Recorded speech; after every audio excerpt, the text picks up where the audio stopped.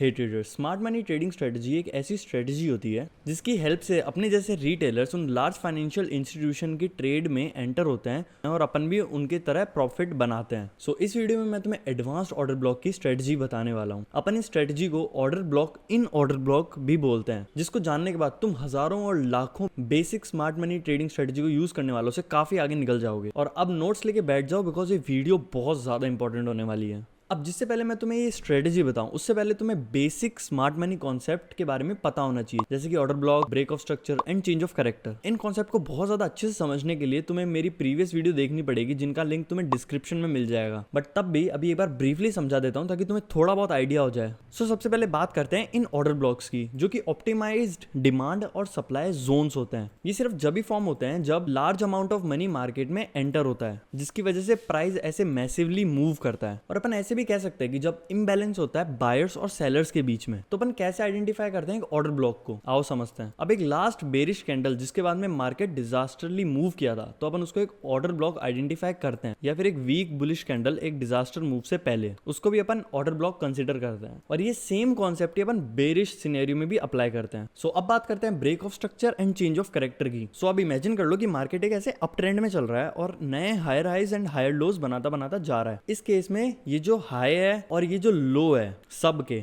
ये सारे market structure level होते हैं। अब जो सबसे latest higher high and higher low बनता है, अपन उस पर ध्यान देते हैं। अब जब मार्केट इस लेटेस्ट हाई को तोड़ के और ऊपर चला जाता है, तो वो इंडिकेट करता है कि मार्केट अभी भी ट्रेंड कंटिन्यू करेगा, और उसे ही अपन ब्रेक ऑफ स्ट्रक्चर बोलते हैं। अब अगर प्राइस इस पिछले हायर हाई को तोड़ के ऊपर और नहीं जाता है और पिछले हायर लो को ब्रेक करके नीचे चला जाता है, तो मार्केट ये इंडिकेट करता है कि अब वो डायरेक्शन चेंज करने वाला है, और इसे ही अपन चेंज ऑफ कैरेक्टर बोलते हैं। एक पॉइंट जो कि बहुत ज्यादा इंपॉर्टेंट है और इसे याद रखना कि ब्रेक ऑफ स्ट्रक्चर के टाइम अगर किसी कैंडल की विक भी इस हायर हाई से ऊपर निकल जाती है और बॉडी क्लोज इससे नीचे हो जाती है, तब भी अपन उसको एक ब्रेक ऑफ स्ट्रक्चर मानते हैं। बट चेंज ऑफ कैरेक्टर के टाइम जो बॉडी है वो भी इस लो के नीचे ही क्लोज होनी चाहिए, तभी अपन उसको एक चेंज ऑफ कैरेक्टर मानेंगे, वरना नहीं मानेंगे। सो अब मैंने तुम्हें बेसिक आइडिया तो दे दिया है कि क्या होता है और कैसे वर्क करता है। तो अब बात करते हैं अपनी एडवांस स्ट्रेटजी के बारे में। सो इसमें दो स्टेप है जो कि तुम्हें फॉलो करने होता है। स्टेप 1, अपन एक हायर टाइम फ्रेम पे मार्केट को एनालाइज करते हैं कि मार्केट की डायरेक्शन क्या है, और उसी हायर टाइम फ्रेम में एक ऑर्डर ब्लॉक को आइडेंटिफाई करते हैं। स्टेप नंबर 2, अपन एक छोटे टाइम फ्रेम में जाते हैं और वेट करते हैं चेंज ऑफ कैरेक्टर होने का, और उसके बाद में अपन एक और ऑर्डर ब्लॉक फाइंड आउट करते हैं और उसके अंदर अपनी एंट्रीज बनाते हैं। फॉर एग्जांपल अपना हायर टाइम फ्रेम 4 आवर का है जिसमें अपन ने ऑर्डर ब्लॉक ढूंढा है, तो अपनी एंट्रीज अपन बनाएंगे 15 मिनट्स में। और ऐसी डिफरेंट इतने भी टाइम फ्रेम्स ले सकते हो, जैसे कि 1 वीक और 1 day, 4 hours, 15 minute, 1 hour, 5 minutes, 15 minutes, 1 minute. So अब एक रियल चार्ट का एग्जांपल लेते हैं और अच्छे से समझते हैं। सो स्टेप नंबर 1, अपन मार्केट को एनालाइज करेंगे और ऑर्डर ब्लॉक ढूंढेंगे एक हायर टाइम फ्रेम में। अभी अपन 4 आवर के टाइम फ्रेम में देख रहे हैं और अपन देख सकते हैं कि मार्केट पूरा बेरिश मोमेंटम में चल रहा है। सो अब जैसा अपन देख सकते हैं कि मार्केट ने 2 ऑर्डर ब्लॉक्स जनरेट करे, एक ये जो कि काफी ज्यादा पावरफुल है और दूसरा ये।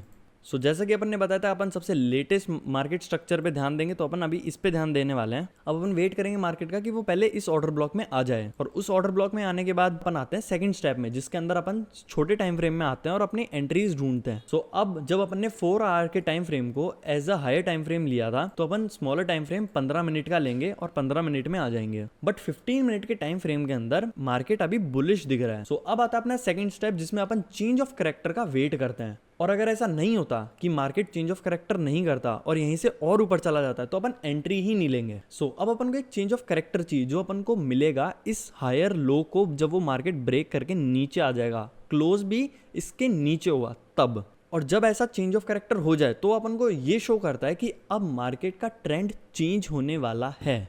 अब अपन यहाँ पे नए ऑर्डर ब्लॉक्स ढूंढना चालू कर देते हैं, जैसे कि ये, और फिर वेट करते हैं मार्केट का उस ऑर्डर ब्लॉक में आए और अपन वहां से एंट्री लें। अब बात करते हैं अपनी एंट्री की। अगर अपन ऐसे एक शॉर्ट एंट्री लेने वाले हैं, तो अपन उस ऑर्डर ब्लॉक के थोड़ा सा नीचे से एंट्री लेते हैं, और बुलिश में भी उल्टा हो जाता है, थोड़ा सा ऊपर से एंट्री लेते हैं पहले ही। अगर स्टॉप लॉस की बात करें इस ट्रेंड में, तो जो ऑर्डर ब्लॉक होता है उससे थोड़ा सा ऊपर छोड़ते हैं, और अगर बात करें अप ट्रेंड में, तो थोड़ा सा नीचे को छोड़ते हैं। और उसके बाद में बस अपन वेट करते हैं मार्केट का कि मार्केट आए और अपन को एंट्री प्रोवाइड करेगा। अब जब अपना टेक प्रॉफिट हिट हो जाएगा, तब अपन वहां से 50% ऑफ अवर पोजीशन एग्जिट ले लेंगे। उसके बाद अगर प्राइस तुम्हारा स्टॉप लॉस भी हिट कर देता है, तब भी अपन ब्रेक इवन में बाहर हो जाएंगे और अपना लॉस नहीं होगा। अब बात करते हैं सेकंड टेक प्रॉफिट की। अब वापस तुम अपने हायर टाइम फ्रेम पे आओ और देखो कि लोअर लो कहाँ पे था हायर टाइम फ्रेम में, और अगर ऐसे ही अपन बुलिश सिनेरियो में देख रहे हैं तो हायर हाई देखेंगे एक हायर टाइम फ्रेम में और वेट करेंगे मार्केट का कि अपना टेक प्रॉफिट हिट हो जाए। और सिर्फ यही नहीं, अपन इसमें स्टॉप लॉस ट्रेल का भी यूज कर सकते हैं। मान लो जब अपन ने ट्रेड स्टार्ट की थी, जब अपना स्टॉप लॉस यहाँ पे था, लेकिन उसके बाद में जब जब मार्केट ने नया हायर लो बनाया, अपन उसके नीचे लेके जाएंगे, यहाँ पे, फिर यहाँ पे, फिर यहाँ पे, फिर यहाँ पे, ऐसा करते करते अपना टेक प्रॉफिट भी हिट करवा सकते हैं। और इससे अलग टाइप की एंट्रीज भी होती है जिसमें अपन एक एनालिसिस के अंदर एक से ज्यादा एंट्रीज लेते हैं। जैसे कि पहली एंट्री अपन ने ली थी इस सिनेरियो में इसी जगह पे, दूसरी एंट्री अपन ने देखा कि मार्केट ने वापस एक और ऑर्डर ब्लॉक जनरेट कर दिया है। सो अब अपन मार्केट का वेट करेंगे कि जब मार्केट यहाँ से आए तो अपन यहाँ से एक और एंट्री ले अपनी,